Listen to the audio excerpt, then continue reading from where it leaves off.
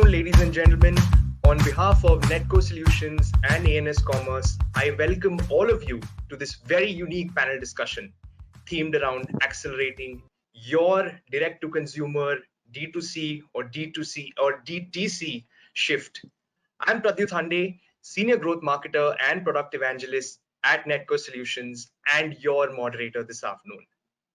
Ladies and gentlemen, we live in very uncertain and unprecedented times. Business, as we know, continues to undergo a paradigm shift. The COVID-19 pandemic has reshaped industries, competitive landscapes, consumer behavior, and operational budgets.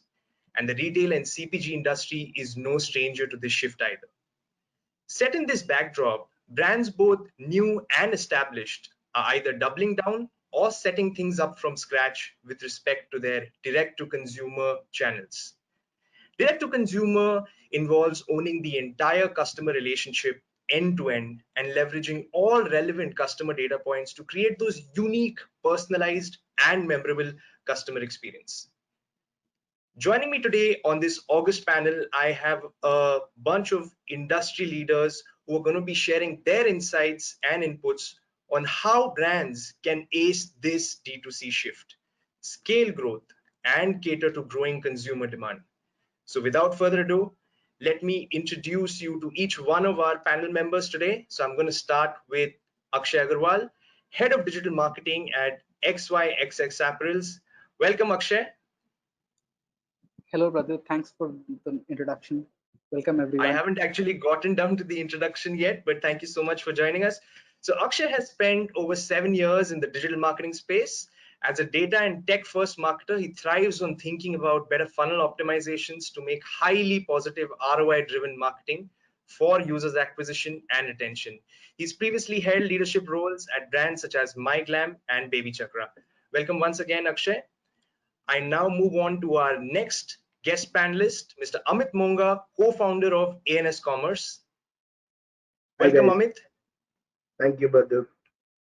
Very, very interesting background. When I sat down to write his bio, I was quite blown away. So with over 10 years of entrepreneurial experience in the e-commerce and digital domain, Amit actually built one of India's first sports e-commerce portals in India, which was later acquired by Snapdeal in 2012. His current company, ANS Commerce, founded in 2017, currently provides full stack e-commerce enablement solutions to 70 plus leading brands such as Jack & Jones, Veromoda, ITC, etc. Welcome once again, Amit. Thank you. I now move on to our third guest panelist, none other than Mr. Ashish Jain, Head of E-commerce and Digital Marketing at Godrej Interior. Welcome, Ashish. Thank you so much for making the time. Thanks, Pradyut. An industry veteran with 21 years of experience in organized retail across both offline and online channels, Ashish has been instrumental in launching omni-channel commerce for two of the biggest marquee brands in India, Reliance and Godrej. Welcome once again, Ashish.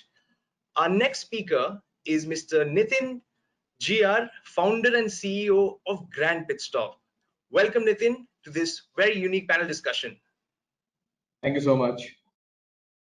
With over 12 years of industry experience and being a lifelong biking enthusiast, Nitin founded Grand Pit Stop back in 2016, a next-gen design-led auto accessories company. His vision and the company's vision is to enhance the driving experience of both car owners and bikers around the world. So a lot of interesting insights are going to be coming from Nitin himself. And our final panelist of the day today is Mr. Sunil Jhangiani, founder of Chemistry, someone who's been in the industry since the 1980s. And I'm sure he's going to bring a plethora of insights and inputs your way. His strong focus on product quality and nurturing exceptional customer relationships saw him launch Chemistry in 2005, which is now today one of India's fastest growing fashion brands for women. There's a lot more I could tell you about him, but I'm going to let him do the talking once we get to the panel discussion. Welcome, Sunil. Hi, Pradyut. Thank you. Pleasure to be here. Awesome. So the way we're going to do this, ladies and gentlemen, is I'm going to ask each of the panel members, I'm going to throw open a question and we'll go in the order in which I introduce them. So just to reiterate, we'll start with Akshay, followed by Amit, Ashish, Nitin, and Sunil. So let's get down to it, gentlemen. What do you say? Sure. Yep. Sure, go ahead. All right, awesome. And ladies and gentlemen, our attendees, I encourage you to drop in your questions, which we'll take up towards the end of the session. So feel free to continue dropping in those questions. All right, my first question to you guys. So we've seen the COVID-19 pandemic has really come as a bolt from the blue. And according to a recent Forrester report, the global retail industry, they say, will lose upwards of $2 trillion by the end of 2020 alone. And in such a backdrop, D2C has emerged as either a lifesaver or a game changer for many brands. So how has your brand made the shift to or double down on your D2C strategy? We'll start with Akshay. So I definitely agree with the fact that COVID came and struck us out of the blue. Did not, no one saw this coming, but we saw the early signs coming in Jan, and we didn't expect, or I don't think anyone else anticipated it to have this long and this huge an effect on the markets as well as on how things are going to pan out. So till early March, we were all expecting to this just go to we just scrape through. But I think mid March and later on, once the lockdown got announced, since then we are just now trying to see and we're now trying to understand how do as brands and as marketers we come to the foray and rise to the challenge. What COVID has helped us do is it has helped us realize what's at the core focus, which is the customer and the customer experience. uh, Definitely it has thrown the traditional retail and the outdoors off, and as a brand we were any which was heavily on invested on the direct to consumer business. uh, Courtesy COVID, now we have had to relook how our other channels are performing and realign our resources from there to here, in terms of a shift of internal as well as external focuses as well. So now everyone wants to talk about how your direct to consumer channel is performing, and it's no longer a vanity metrics that we're going after. It's also about how the business is evolving on D2C. Considering retail will take some time to catch up, and I think by Diwali is what we are seeing, that retail, the traditional retail, the brick and mortar stores will come into play. uh, I think till then and thereafter, the digital transformation and the digital shift is definitely here to stay. It's no longer a temporary blip. It's now a permanent shift and an altercation that has been a result of the COVID-19 situation. Fair enough. Okay. Amit? Yeah, so I would agree with Akshay that this DTC shift is not a temporary phenomena or linked to the current scenario. It's going to be permanent change. And Right. just to put things in COVID-19 perspective, has just has sort of accelerated all of this. absolutely, and both from the perspective of penetrating the market faster than what was expected earlier, and also creating newer avenues in terms of new categories of products getting launched in the market. Also, the focus of brands, how they want to build their e-commerce strategy. So I'll talk about how last 4 5 months have been for us, and we work with a lot of brands across sectors in fashion, auto, FMCG. So initial few months when the lockdown was announced, it was pretty bad for almost everyone, especially with clarities around how the lockdown restrictions are coming up, whether only essential category products are allowed, non-essentials are not allowed. So the first 1 or 2 months were pretty difficult for everyone. Supply chains were stuck, hence you cannot bet offline or online. But the moment the restrictions got eased out, everyone jumped onto e-commerce because that's the only place where customer was. There were a lot of pent-up demand. The consumer acquisition cost was all-time low. Right. So there were very quick benefits that brands could leverage on. And in terms of brands becoming more aware about their digital strategies, I mean, uh, almost the number of acquisitions that we did as ANS as a company last year, last financial year, equivalent to that is the number of brands that got onboarded with us in just 3 months. So this talks Okay. about the kind of focus that brands had on their e-commerce as a strategy. and especially their direct to consumer brand store is the focus for everyone, where they want to reduce the dependence on marketplaces. They want to make sure that they have a direct consumer approach available, and with the cost of acquisitions going down and a lot of shift towards prepaid payments, cash on delivery used to be a big hurdle for brands to have a direct to consumer play, because that would kill all the profitability earlier. But now that has shifted. Now almost the shift has gone to earlier being a 60-70% cash on delivery driven market, to now people are pretty comfortable paying an online payments. So that has also resulted into more viable business models for that. Interesting. I think the last point that you made about digital payments picking up steam as well, because of the entire paranoia surrounding, the physical exchange of currency anyway. Interesting points there. Ashish, your thoughts on this? So I think if you really see Godrej and Boyce as a company, so from a long time, almost from 3-5 years time period, we are always thinking about how to go to customer directly. And I think we have a couple of actually like Coco stores, our own stores, our franchisee stores also. But what happened, this pandemic has actually boosted that entire efforts, not actually maybe from reaching physical perspective, but more from an online perspective. So if you really see in past 5 months, what we learned actually that demand is shifting. So earlier we used to have a lot of actually corporates and MNCs looking for products where they want their entire campus, their entire floors to be enabled so that people can operate from there. So furniture requirement was there. Suddenly 4 months before, I think most of the guys were actually thinking about how they can actually set up the entire work from home in the employee's home. So I think those sort of demand shifted. So we were operating on the B2C platform. What we quickly did actually, we put all our B2B products also, which were more relevant on the same platform so that customer can actually buy from there. In addition to that, we do business, a lot of business actually from our channel partners. Channel partners were very low actually on the digital engagement, getting business from there. So, and interestingly, what we did in past 3-4 months, we enabled them rather than actually maybe working for them.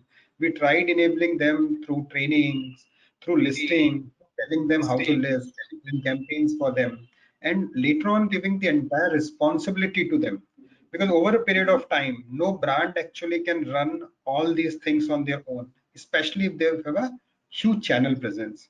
So from that perspective, I think these are the few core things which changed after this pandemic, and where we worked to make sure that we remain actually be in business and operate business in with a growth perspective. Awesome. Okay, that makes sense. Nitin, your thoughts? Yeah, hi, Pradeep. So, as you also mentioned, we have always been a D2C company, being dealing in the niche market. So we take care of the customers which come from mainly two-wheelers and then four-wheelers.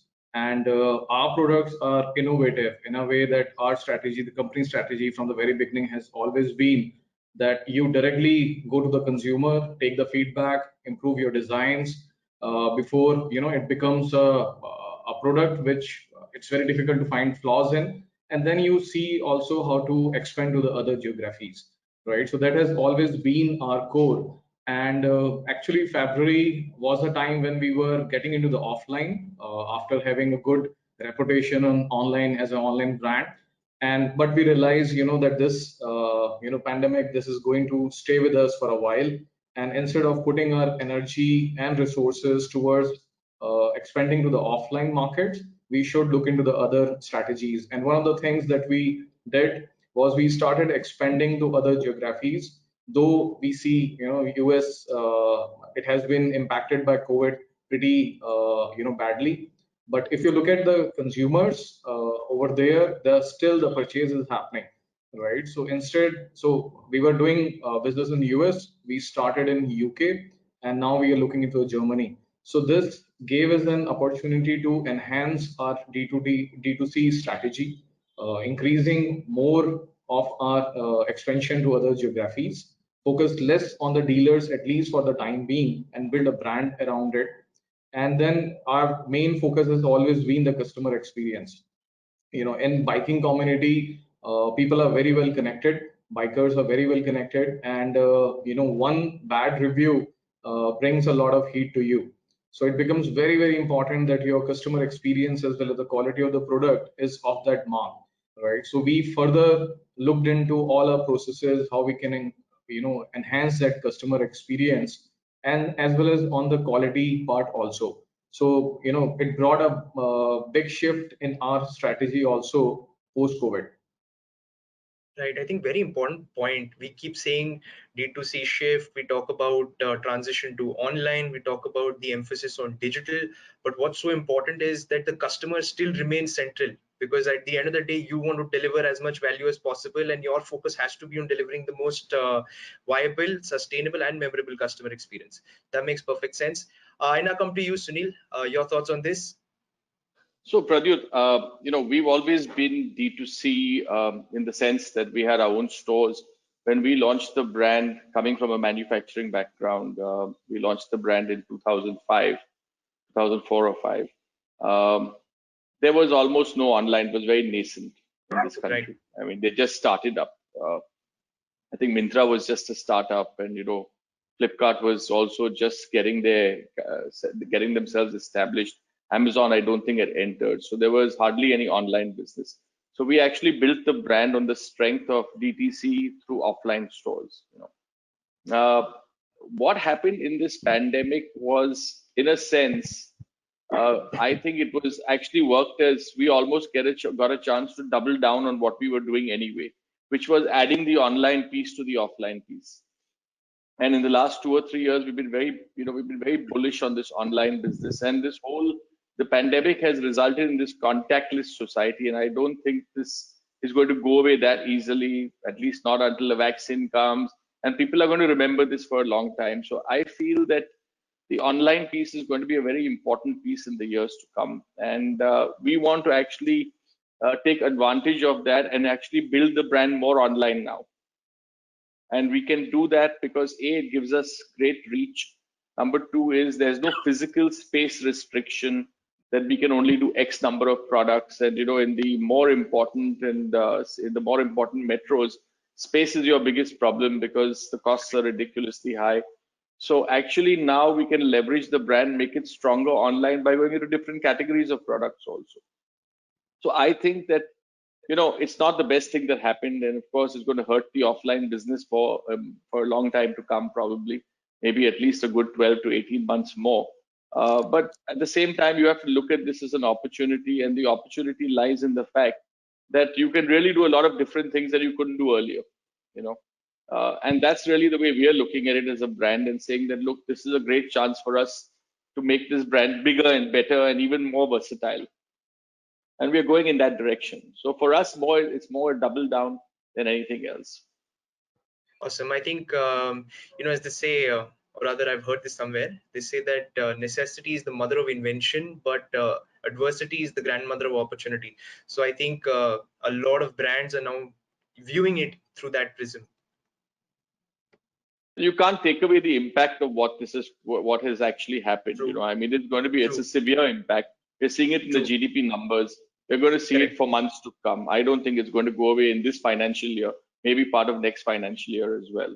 So, you have to be ready for the next step on how do you keep your business growing? How do you keep it consistent? How do you keep your customer happy all the time at the same time? Correct. If the stores are Correct. shut. True. And I think that brings me to my next question. While you guys touched upon the journey of your D2C strategy, I'd now like to, pick your thoughts on what you believe are the key challenges, especially in today's times, to scale a D2C brand. We'll start with Akshay. One of the challenges that most of the D2C brands faced during the lockdown was the supply chain.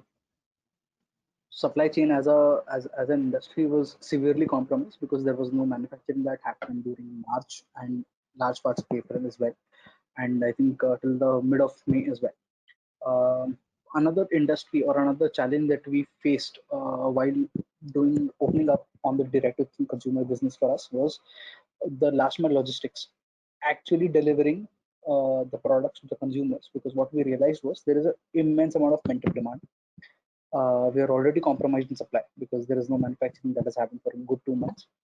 Right. And suddenly, there is not many people who can actually go out and deliver the product physically because a lot of labor had, gone back to their old natives and everything. And we realized uh, after a very long time, we saw that demand surpassing supply, and seldom do we see this. And it's every market is wet dream.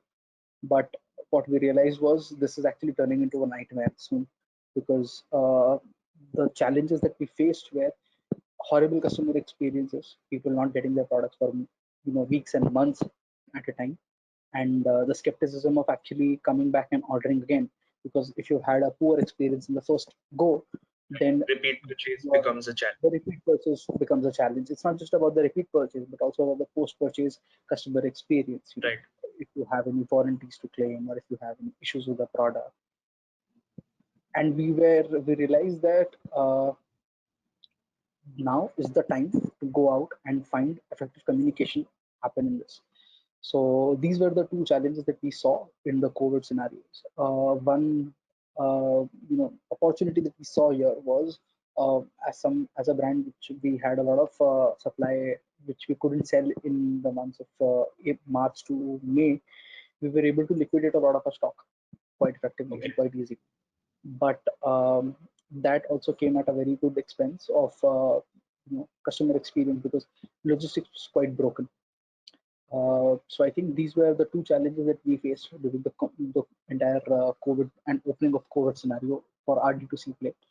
One of the challenges which I think a lot of other folks in the industry, which I speak to very often, they told me that the brands, people are wanting to trust the brand, but are not particularly sure who to go with. So if your brand Right. has stood for a particular value, or if your brand has made that communication effort in the past, as soon as you were saying that he's built a brand purely from the offline play and it's a veteran brand, then the people wouldn't be as skeptical to try that brand for the first time. So we Okay. saw that if you've invested into actually, the brand and the customer experiences in the past, the first time trials were coming in easily, quite easily, to be honest. Awareness is already there. Right. So if you and as someone as a marketer, what we realized is while we couldn't sell during March to mid of May, we used that period to build a lot of awareness, build a lot of reach. We kept on doing a lot of our communication. Said that whatever orders are stuck, but we ensured that we are proactively communicating and not reactively communicating. That helped us get a good jump once the lockdown restrictions eased. So that Okay. was something that was our experience in opening up of the lockdown. Right. I think important point here being that you mentioned towards the end how being proactive was the need of the hour because you've got to think 2 steps ahead, not just keeping existing customers, build actually customer confidence in the brand, but also thinking about when a post lockdown situation arises. And I think that's precisely what you guys did. Amit, what about you? Consulting for a lot of these e-commerce D2C brands. What are their challenges currently? One is obviously on the supply side, and this is, operational side, which is both on demand as well as supply. So the brand faced problem with their manufacturing also. Same reasons, the labor not available or the movement of goods are restricted. And on the demand side, where you have an order, but how do you make it deliver to the end customer? Which is where both twofold challenges. One, having the labor available to process the orders, and then the delivery partners enabling the end customer delivery in pan India basis. So that was one of the major struggles. I think other than that, one of the challenges that brands struggle or is very critical for DTC is getting the right ROS.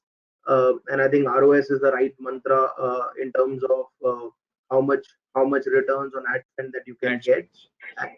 And it's a combination of multiple factors. It's a combination of visibility and hence the traffic that you are driving on either your store or on marketplaces.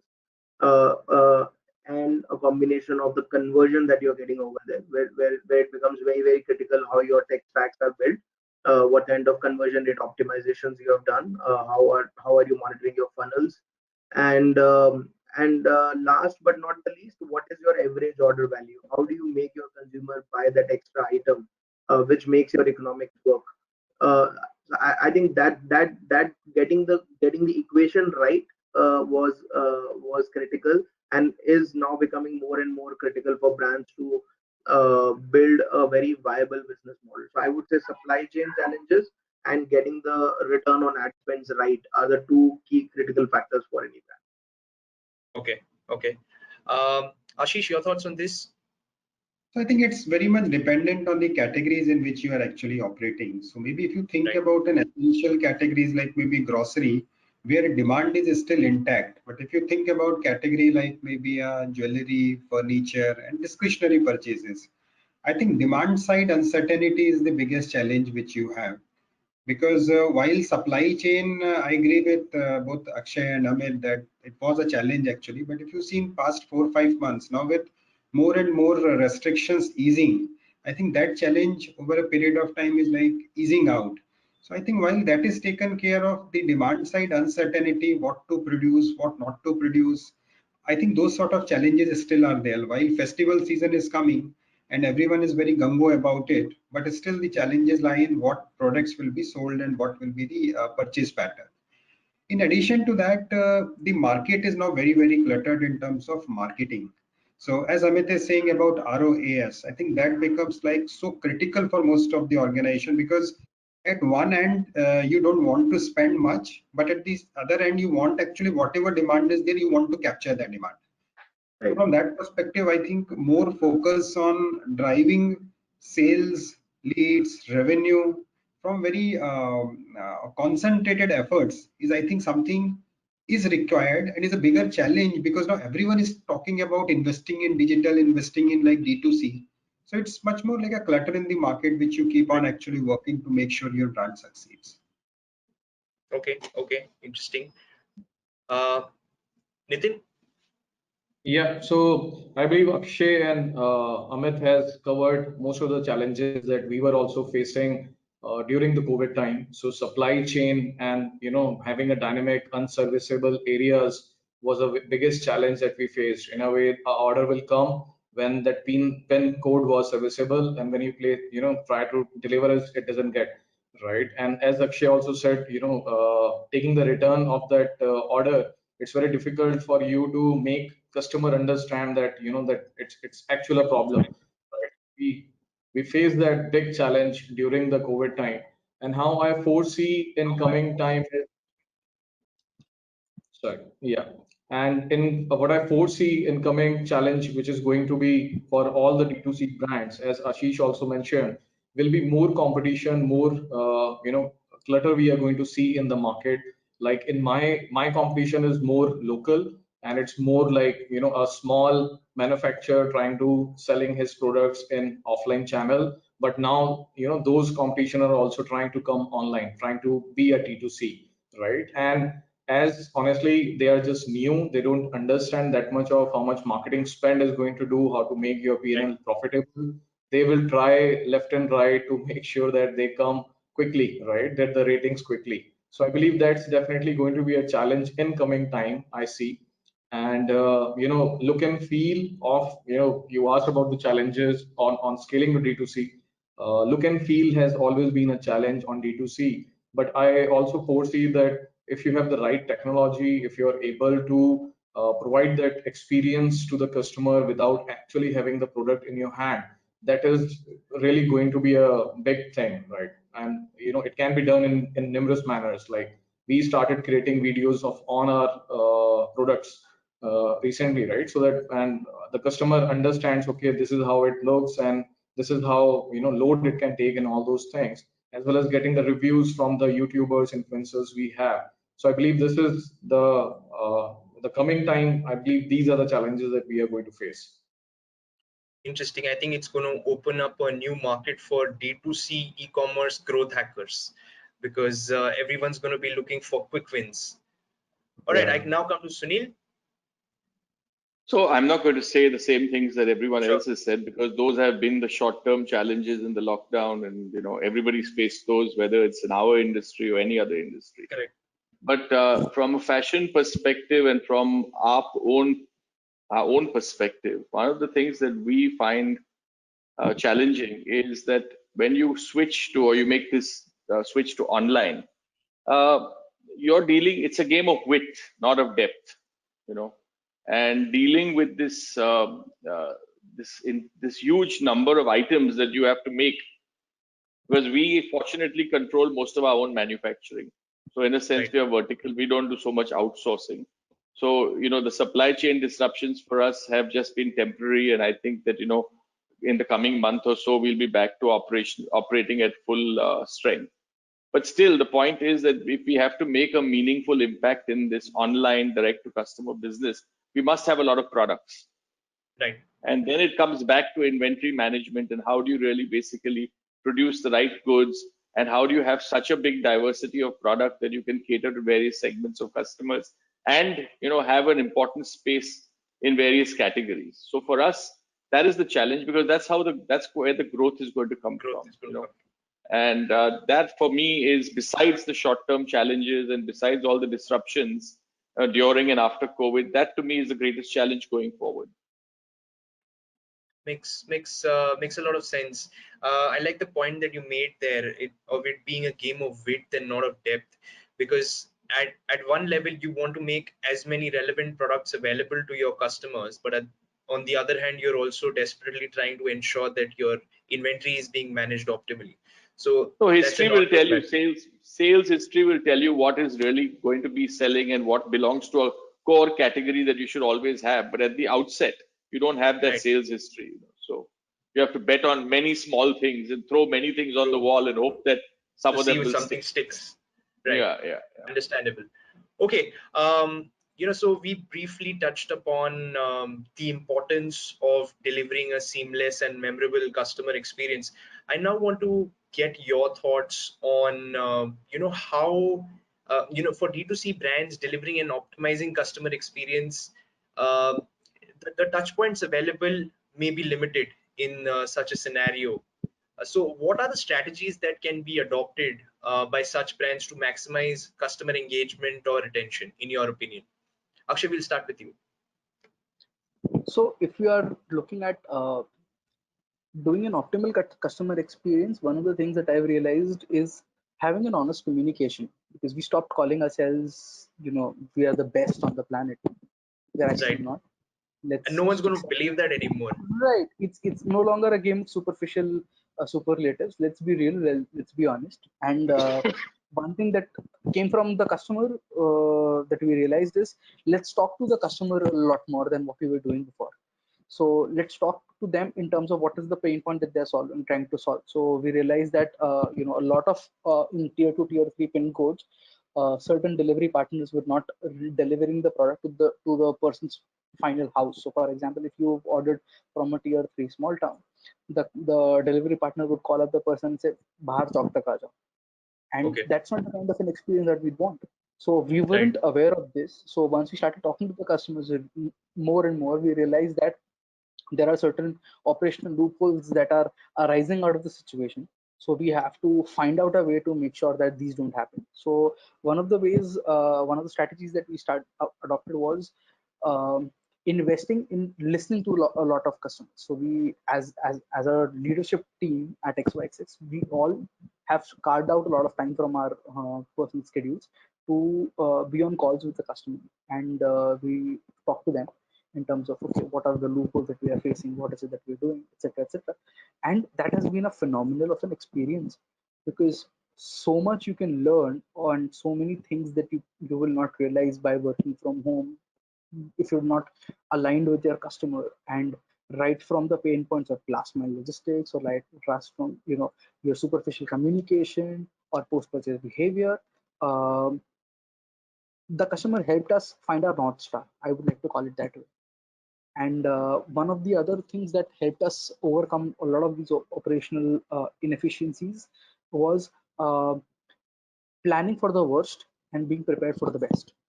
So we Okay. started, uh, you know, going double down on our processes.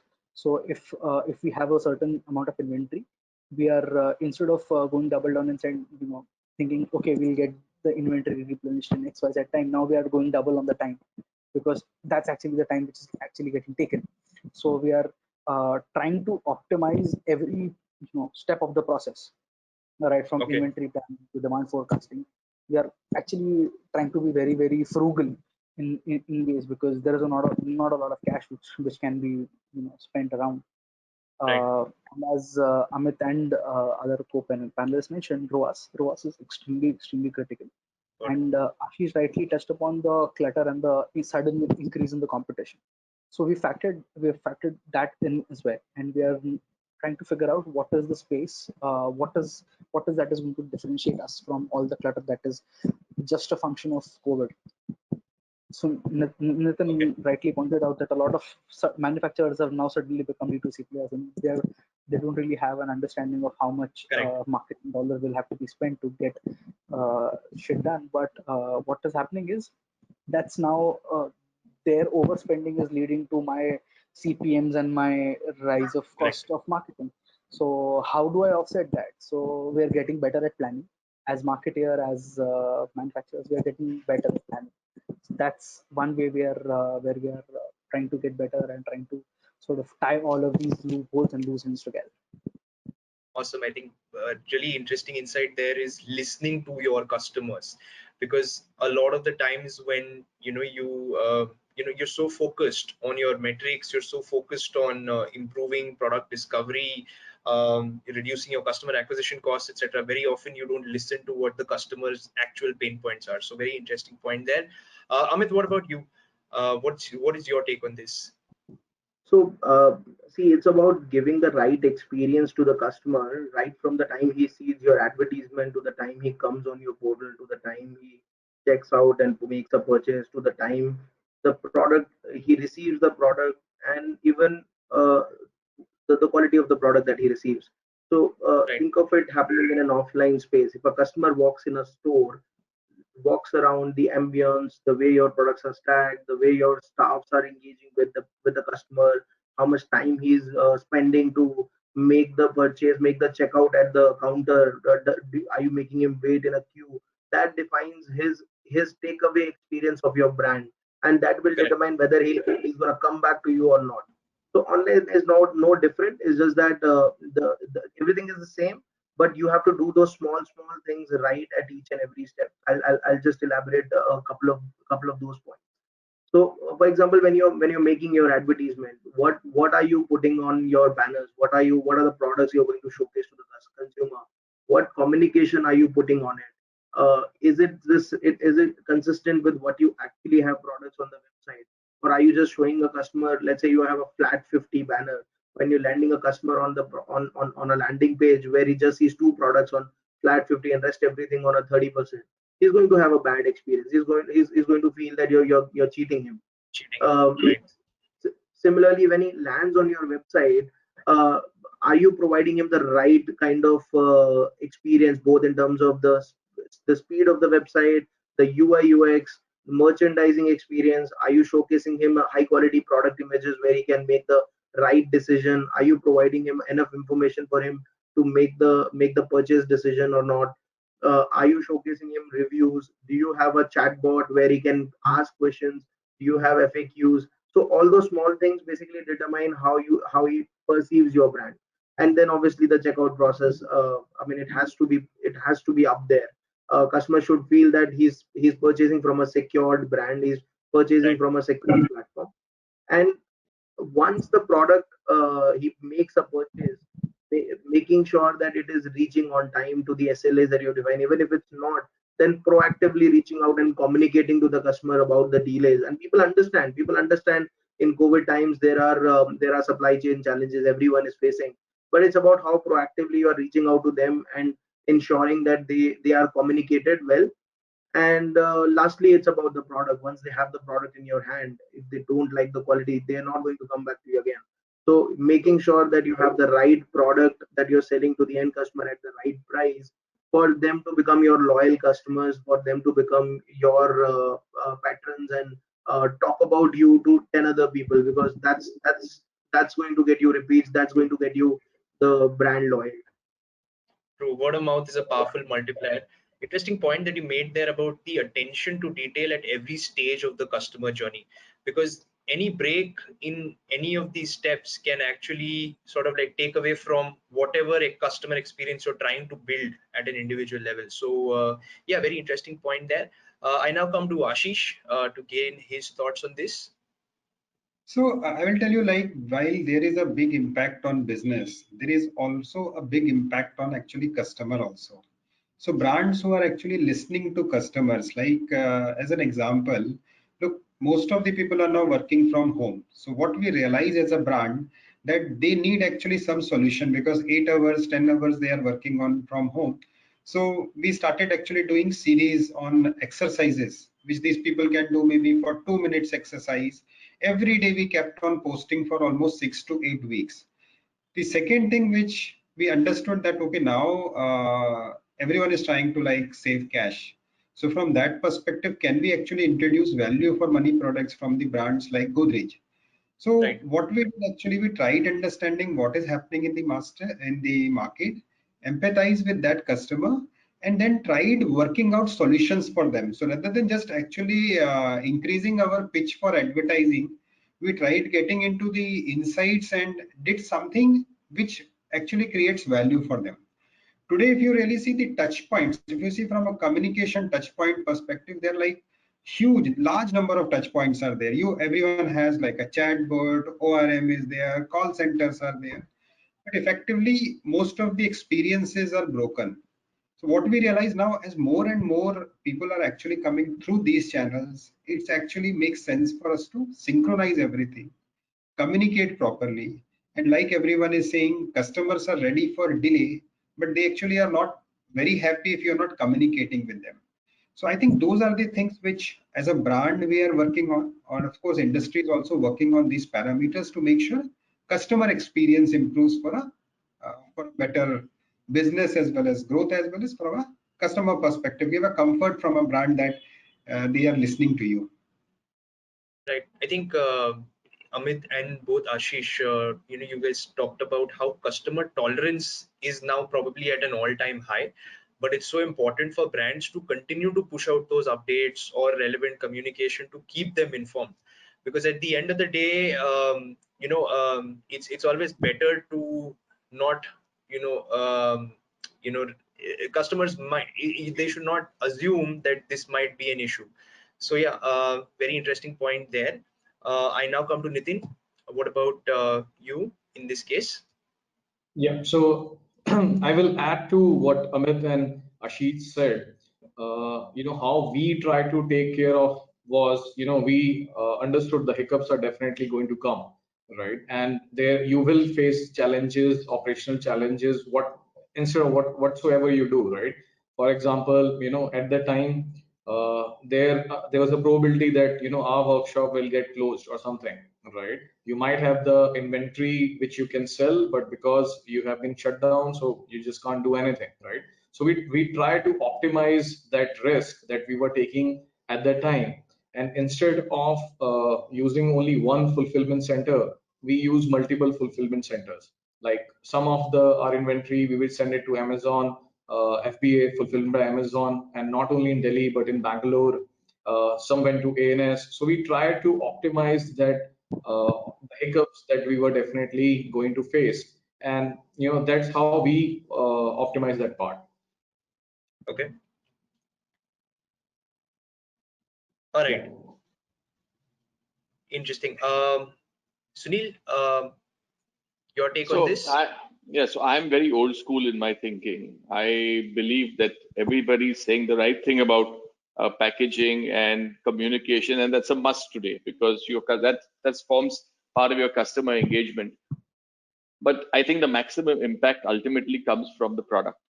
If the product is consistent, the quality in the hands of the customer is meeting expectations, their satisfaction levels post using the product are right up there, then you're basically looking at that as the winning strategy for your brand. So I feel that just product integrity, product consistency, always being honest with your customer, not just in the communication, but also in what you're selling them is very key. And to me, that really is something that there should be no compromise on. So you don't lower your standards anywhere. Your communication may be slightly short of sassy sometimes. Your packaging may be slightly short of sassy, but if you get the product right, the packaging disappears, and so that's what it is. Right.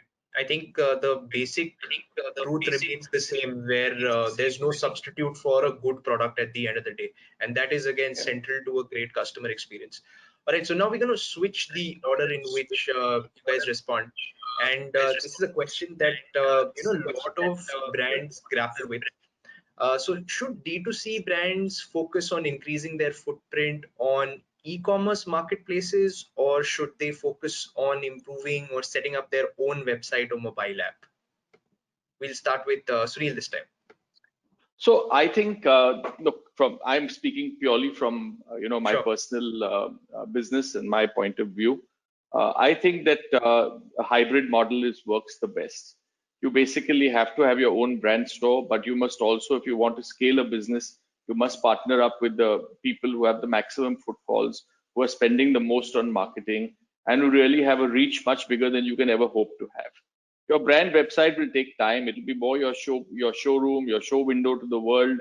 You can personalize your experience on your brand store, but you'll do much more business when you actually are listed on a different marketplaces.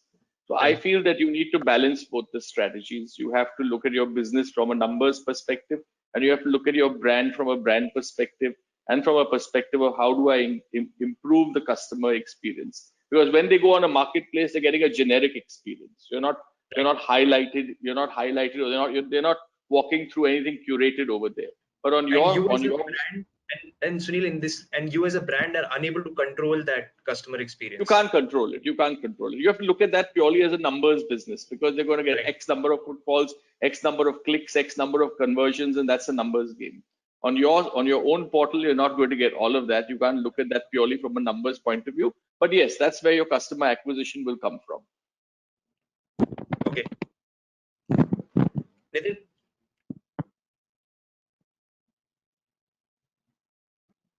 Nitin, you're I'm on sorry. mute, I think. Yeah, go on. Yeah, I'm sorry. Yeah, so I agree with Sunil on the hybrid model, and apart from that, I would like to add that it also depends a lot on what type of brand you are, what type of products you are selling, what type of TG that you are fulfilling need for, right? Everything depends on your customers at the end. You have to work with your customers wherever they are comfortable with.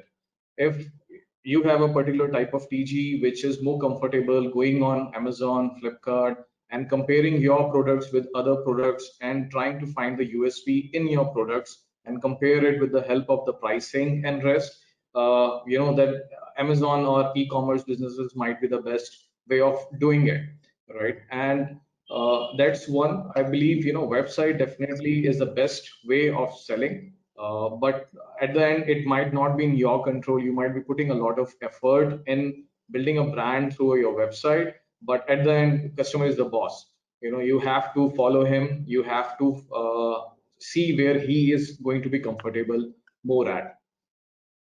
Okay. We'll go with Ashish. So interestingly, if you see actually in US market also, Shopify almost got say valuation increased by multiple X. The reason is many actually small time players also want to open their own website. But Right. as Sunil is also saying that look, it's more about a hybrid model because you want to go where customers are. And if you see in India, both Flipkart, Amazon, 100 million plus actually customers are there. So there is no way any brand will want to actually lose opportunity where their customers are. But the biggest challenge, and if you really see, you need to keep on balancing it from a customer acquisition cost. If you want to drive traffic to your platform versus if you are on these platforms, the cost, of course, is like the short term. If you really see, the cost will be in favor of actually placing your products there. But from a discoverability perspective and maybe long term, because these brands over a period of time, they know actually a lot of data points, and you see, I mean, like everywhere they are trying to put their own products also, which are almost identical to the brand products. So from that perspective, I think that sort of challenge is there. The discoverability for good brands is a problem, and that's the reason they need to have their own presence also, where they can actually communicate with customer over a period of time, build some sort of a loyalty which can work for them in future. Like what Amit was also saying, now more and more brands actually want to have their own web presence. But ultimately, it's not about web presence, it's about customer acquisition and customer acquisition cost. So if you want to have those sort of as part of your bigger plans, it makes sense to invest there. Otherwise, maybe just a small time investment will not work actually from that perspective and the success of that brand. Okay. Okay. Amit, your thoughts? Yeah, so it's not an option of either brand store or marketplace. You need to have both. It's about when do you want to have which one you want to prioritize, which one you want to do later. Because if you see offline versus online, in offline you have your own exclusive outlets, and then you have multi-brand outlets. So you play that hybrid game where you try to optimize customer experience, you try to optimize the economics and margins, and you do both. In online, I think more and more brands have started becoming aware that on marketplaces, all they're building is sales. They are not building any customer databases. They're not building any long-term sustainable business, because I mean marketplaces would come up with their private labels. Marketplaces would Right. have other brands selling. How do you make sure that you're building a sustainable model? You need to have your brand store. Not when do you want to prioritize it? If you're a private label, if you're a new brand which is not very well known, probably marketplace is a good place to start with, because you get to learn quickly what is selling, what is not, and build on that learning. And then gradually, once you are clear about your product positioning, about your pricing, about your strategies, then go on the brand store strategy. But if you're a big brand, if you're a known brand with a loyal databases, there's no reason why you should not go for your brand store. And I mean, Ashish mentioned about Shopify valuations. I mean, we have our own platform called Cartify, where we host all these brand.coms, and it's like a Shopify plus plus, because it's Indian made, meant for performance marketing, very focused around enterprise brands. And we have realized that the it, it used to be an equation where brands would say a 5% of their business or sub 5% of their online business would come from brand store.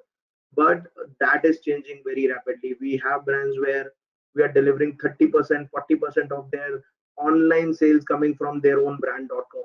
We have case studies delivered 10 crores of sales in a single day on a brand.com. And those are unprecedented that you would have thought of a year back. So people are becoming pretty comfortable buying from a brand.com. They're not fuzzy about it has to be from Amazon.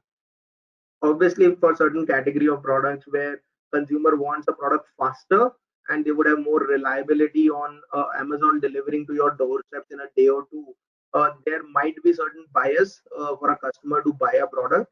But on the flip side, when it comes to brand store, it's about authenticity. It's about you buying the right product directly from the brand. It's about it's also about getting fresh products. So a lot of brands play this strategy that they would have new collection of products on their brand store, while the marketplaces would more be for discounted products. So they would play that balancing that well. So I think you just need to get your strategy right and focus on both, I would say, in a long term. Okay. Akshay, do you agree with that as well? A hybrid model works best?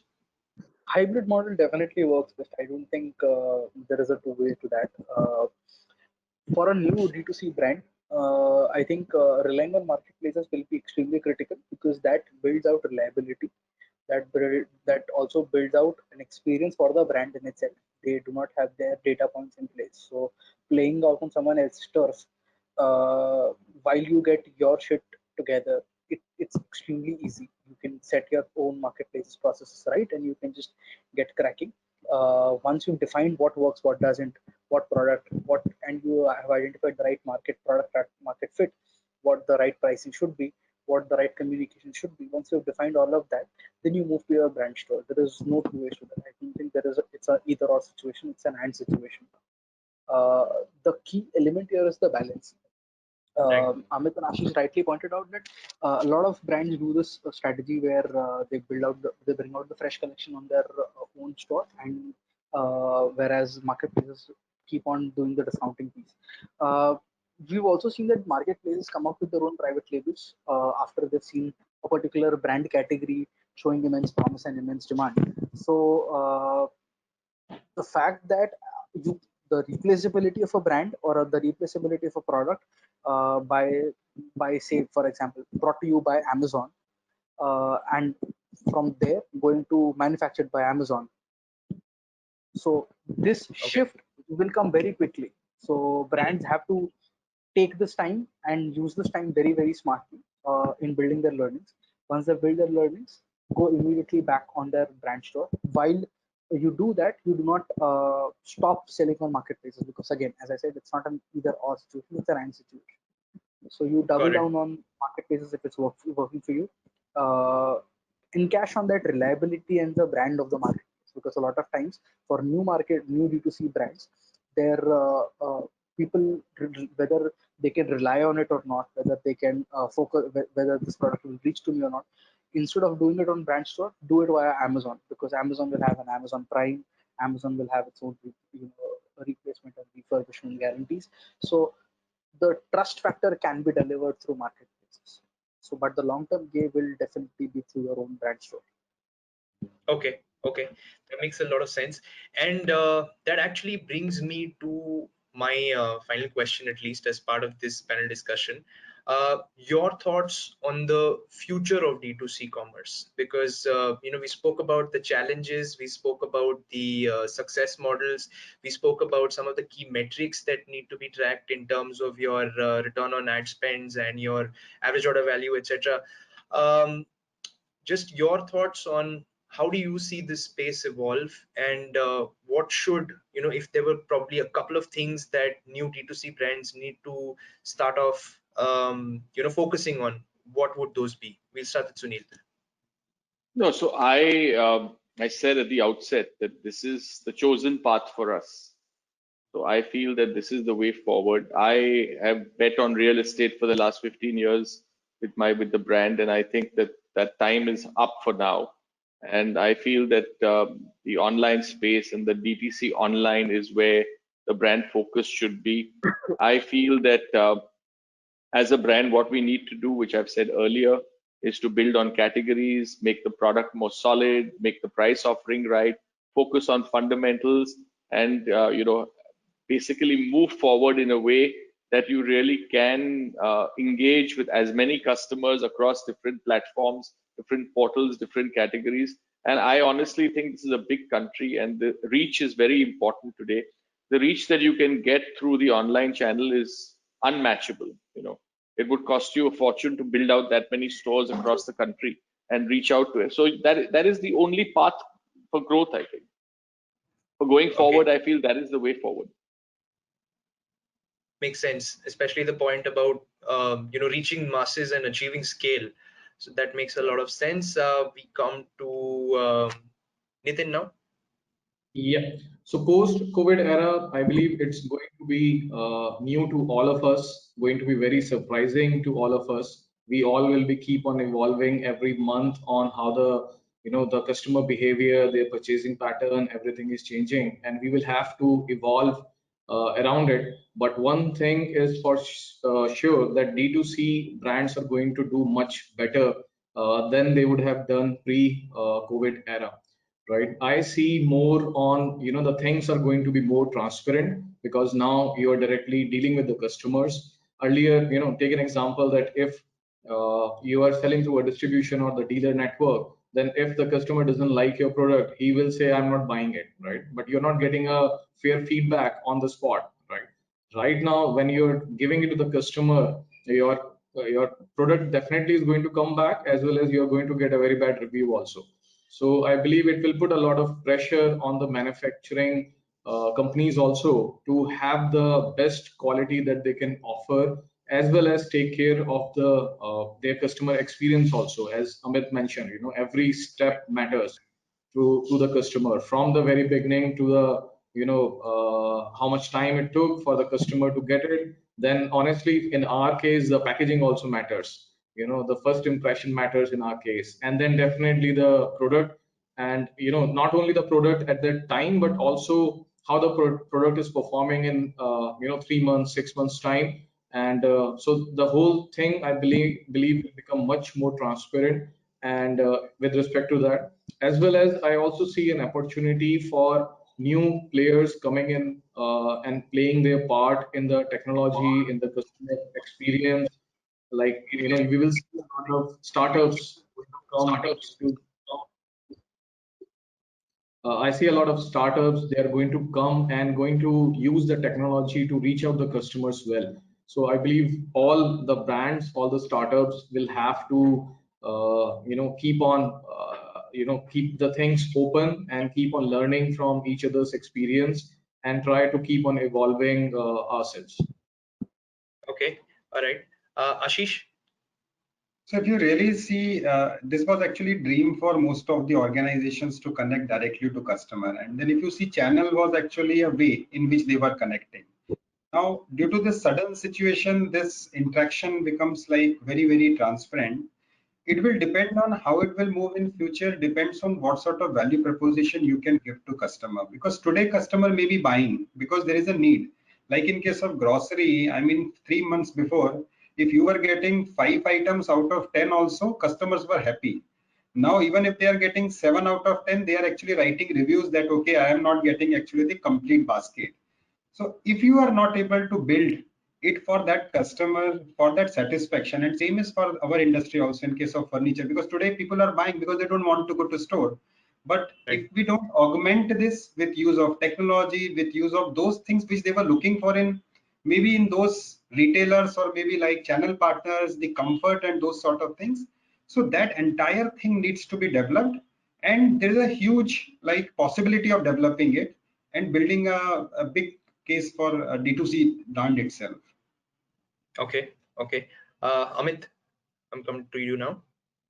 Yeah, so I'm very optimistic about the DTC growth. I think in the short to medium term, a lot of DTC brands are going to come up, especially to get into the untapped demand, untapped need in various segments. Um, but it'll boil down to what are the bets that they are taking and what are the battles that they're picking up will decide how many DTCs will survive long term. Because the business models are evolving very fast. I mean, with post-COVID era, you're gonna see a lot of new business models going to come up. The way you conduct your business. So the entrepreneurs needs to be very agile, very frugal, focus on frugal innovations, and picking the battles right in terms of are you trying to become the channel? Are you trying to become specialist in a channel? Or are you trying to keep your focus on the product and the demand that you're catering? It's going to boil down to who picks the right battles and play the adaptability game with the different business models over a period of time will decide the survivability of these brands.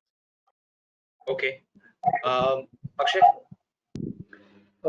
One of the things that I think direct-to-consumer brands will post-COVID era will realize is uh, the importance of mass and importance of reach. Because once you've exhausted your metros and tier ones, that's when people will start talking tier two, tier three, and the Bharat, as we like to call it, as a conventional term says. So a lot of untapped markets and a lot of untapped geographies and territories are going to open up. Number one. Startups which are agile enough to adapt to these demands, to listen to these demands, to identify these gaps, and create products and product market fits are the ones who are going to lead and lead the way forward. Uh, One of the qualities that I think most of the startups will have to evolve is their understanding and their ease of tech, because COVID has taught us that if a startup is not investing into tech, or if startup is not realizing the true potential of tech. Last 5 months have taught us the value of tech. So as a scalable structure, invest into your tech infrastructures, tech architectures, and make sure that you are here for the long run and not for tomorrow or the day after or the short run of 12 months. Start looking at a larger horizon, but while not losing out the immediate metrics, because if your immediate metrics are going for a toss, you are definitely out of the play for the long run. One another thing that I've realized is, which is going to set a lot of D2C brands apart, is the focus on their own product quality. Because at the end of the day, your experiences are replicable. No experience are unique to yourself. Be it chatbot, be it superlative delivery, Correct. everything can be replicated. But at the end of the day, if your product quality is superficially super, then you are basically your USP is your product. So if the USP of your brand is your product, then I think replicating that is going to be really, really tough. So brands and D2C companies which focus on their own products get it better, make it more value driven, make it more conscious with the fact of the mind that, okay, what customers are asking for, am I getting it to them right? Is this the right fit? Is this the right size? The right quality? If you crack that, I think you're set for the long run. Okay, awesome. And I think we at Netcore Solutions also are very bullish with regards to the growth that the D2C segment will bring in, especially through digital channels, which is why, in a lot of our conversations also, the need for marketing automation and personalization has now emerged as, something that they want to build as part of their tech stack. And Amit would back me up on this because, the point here being that Sunil also mentioned the scale and the reach that a digital presence offers you is immense. And through the power of marketing automation, it just sort of like makes those your marketing campaigns and customer experiences digitally far more personalized. So that's something that's also going to fuel further growth, I feel, in this particular space. So just to Absolutely. summarize, I think what fantastic insights that have come out. I'm just going to summarize the key learnings for the audience. So we've realized that hybrid model is the way forward. There are no two ways about choosing marketplaces or your brand store. It's a question of when you choose to do it. Product quality trumps pretty much everything and is central to your customer experience because channels and experiences can be replicated. Attention to detail is extremely critical at every stage of your customer journey, and using tech to scale growth will become critical in the future. Also, of course, I also like the point that Sunil made about being a game of width and not of depth. So I think we've gotten a lot of awesome insights. Thank you so much for making the time and being a part of this discussion. I hope you guys had a decent time as well, sharing your insights. Thank you. Thanks, Pradyum. Thank you. Thank you for the